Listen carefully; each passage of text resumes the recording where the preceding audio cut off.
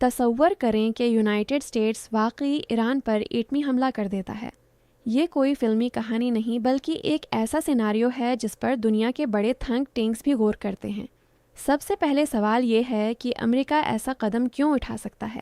اگر موجودہ جنگ انتہائی خطرناک حد تک بڑھ جائے تو یونائٹڈ اسٹیٹس کے لیے ایٹمی حملہ صرف اسی صورت میں ممکن ہو سکتا ہے جب چند بڑی اور فیصلہ کن وجوہات ایک ساتھ پیدا ہو جائیں۔ مثلاً اگر ایران ایٹمی ہتھیار بنانے یا استعمال کرنے کے بالکل قریب پہنچ جائے اور امریکہ کو فوری خطرہ محسوس ہو، یا ایران کی طرف سے اسرائیل یا امریکی مفادات پر ایسا بڑا اور تباہ کن حملہ ہو جائے جس میں لاکھوں جانیں ضائع ہوں، یا پھر روایتی جنگ میں ایران کے مضبوط زیر زمین نیوکلیئر تنصیبات اور دفاعی نظام کو عام ہتھیاروں سے تباہ کرنا ناممکن ہو جائے۔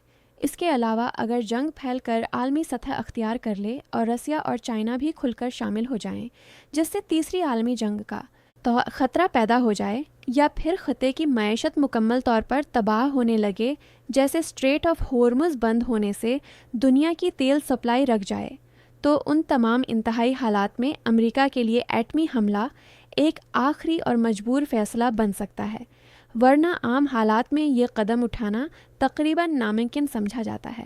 اب آتے ہیں اس لمحے پر جب حملہ ہوتا ہے۔ جیسے ہی ایٹمی میزائل فضا میں چھوڑا جائے گا، صرف 10 سے 30 منٹ کے اندر وہ اپنے ہدف تک پہنچ سکتا ہے، اور پھر ایک ایسا دھماکہ ہوگا جو سورج سے بھی زیادہ چمکدار روشنی پیدا کرے گا۔ چند سیکنڈز میں لاکھوں لوگ جل جائیں گے، پورا شہر ملبے میں تبدیل ہو جائے گا، اور ریڈی ایشن کی ایک زہریلی لہر ہر طرف پھیل جائے گی۔ یہ منظر کسی حد تک atomic bombings of Hiroshima and Nagasaki جیسا ہوگا، مگر کئی گنا زیادہ تباہ کن۔ اس کے فوراً بعد ایران کا ردعمل آئے گا۔ ایران اپنے بیلسٹک میزائلز اور ڈرونز کے ذریعے خطے میں موجود امریکی ایڈوں اور اتحادیوں پر حملے کرے گا۔ خاص طور پر اسرائیل اور خلیجی ممالک شدید خطرے میں آ جائیں گے، اور پھر یہ ایک محدود جنگ نہیں رہے گی بلکہ پورا مشرق وسطی آگ کی لپیٹ میں آ جائے گا۔ اگلا مرحلہ سب سے خطرناک ہوگا، جہاں عالمی طاقتیں میدان میں آئیں گی۔ روسیہ اور چائنا ایران کی حمایت کر سکتے ہیں، جبکہ امریکہ اپنے اتحادیوں کے ساتھ کھڑا ہوگا، اور اگر کسی ایک لمحے میں بھی ایٹمی ہتھیاروں کا مزید استعمال ہوا تو یہ سیدھا سیدھا تیسری عالمی جنگ یعنی ورلڈ وار 3 کی طرف جا سکتا ہے۔ اس کے ساتھ ساتھ عالمی معیشت زمین بوس ہو جائے گی۔ تیل کی سپلائی رک سکتی ہے، خاص طور پر اگر اسٹریٹ آف ہارمز بند ہو جائے، جس سے دنیا بھر میں پٹرول کی قیمتیں آسمان کو چھو لیں گی۔ مہنگائی بے قابو ہو جائے گی اور غریب ممالک شدید بحران کا شکار ہو جائیں گے۔ انسانی سطح پر دیکھیں تو کروڑوں لوگ متاثر ہوں گے۔ پناہ گزینوں کا ایک سمندر بن جائے گا۔